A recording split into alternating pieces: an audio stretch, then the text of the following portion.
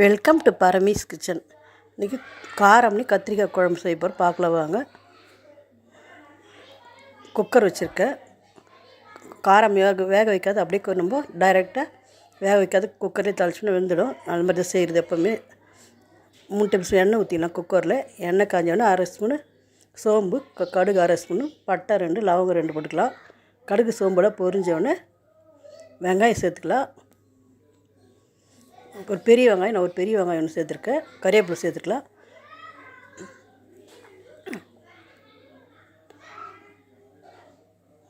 வெங்காயம் வதங்கினோன்னா இஞ்சி பூண்டு பேஸ்ட்டு 1 ஸ்பூன் சேர்த்துக்கலாம். இஞ்சி பூண்டு பேஸ்ட்டு சேர்த்துட்டு பச்சை வாசனை பார்க்க வதக்கிக்கலாம். வதங்கினோன்னே தக்காளி சேர்த்துக்கலாம். நான் தக்காளி வந்து மிக்ஸி ஜாரில் அரைச்சிருக்கேன். 3 தக்காளி சேர்த்து அரைச்சி சேர்த்துனா கொஞ்சம் நல்லா கிரேவி மாதிரி நம்ம அங்கே தக்காளி வதங்க மாட்டேங்குது. அதனால் மிக்ஸி ஜாரில் அரைச்சிட்டோம்னா கொஞ்சம் திக்னஸ் வரும் குழம்பும். வெங்காயம் தக்காளி எல்லாம் வதங்கின பிறகு கத்திரிக்காய் சேர்த்துக்கலாம். 2 கத்திரிக்காய் சேர்த்துருக்கேன்.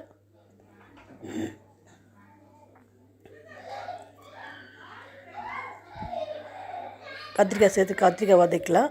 இப்போ காராமணி ஊற வச்சுருக்கேன், அது கழுவி விட்டு வச்சுருக்கேன். அது காராமணி சேர்த்துக்கலாம்.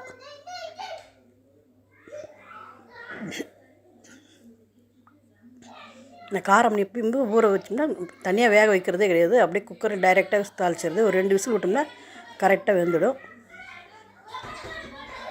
காராமணி சேர்த்துட்டு மஞ்சள் தூள் 1/2 ஸ்பூன் சேர்த்துக்கலாம்.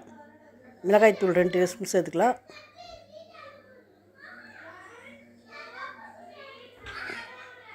தேவையான அளவு உப்பு சேர்த்துக்கலாம்.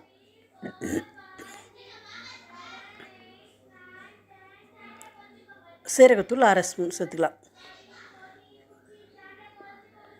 எல்லாத்தையும் சேர்த்து மிக்ஸ் பண்ணிவிட்டு எண்ணெய் பிரிஞ்ச வரையிலும் வதக்கலாம். பச்சை வாசனை போக மிளகாய்த்தூள் மஞ்சத்தூளில் பச்சை வாசனை போக வதக்கலாம்.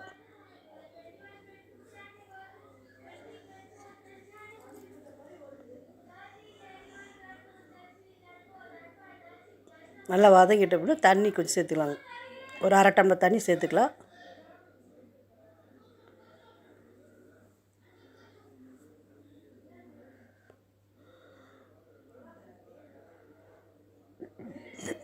சாதத்துக்கு, பூரிக்கு, சப்பாத்திக்கு, சாதத்துக்கு, தோசை, இட்லிக்கெல்லாம் நல்லாயிருக்கும். தண்ணி சேர்த்து நமக்கு கொதிச்சோடனே ஒரு சின்ன எலுமிச்சை புளி அளவு கரைச்சி சேர்த்துக்கலாம்.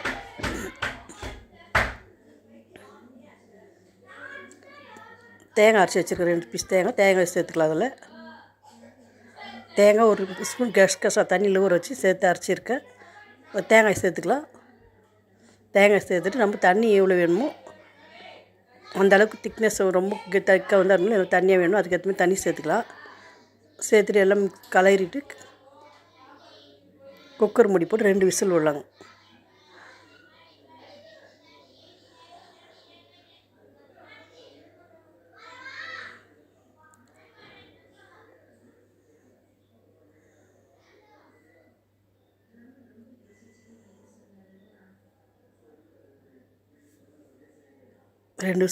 விசில் ஸ்டீம் ஆனோடனே திறந்து கிளறி, நமக்கு தண்ணியாக இருந்துச்சுன்னா நம்ம கொதிக்க வச்சுக்கலாம். இல்லை திக்காக இருந்துச்சுன்னா அப்படியே விட்டுலாம். ஸ்டவ் பற்ற வச்சு கொதிக்க வச்சு கொஞ்சம் கொத்தமல்லி போட்டு இறக்கலாங்க. காராமணி கத்திரிக்காய் குழம்பு ரெடி ஆகிடுச்சு.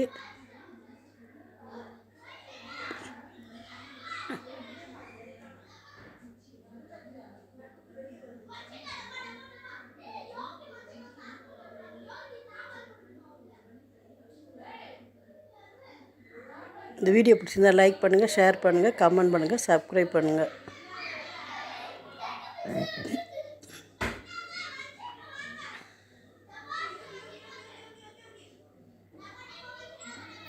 நான் 2 சொல்ல விட்றேன். காராமணி நல்லா வெந்துடுச்சு.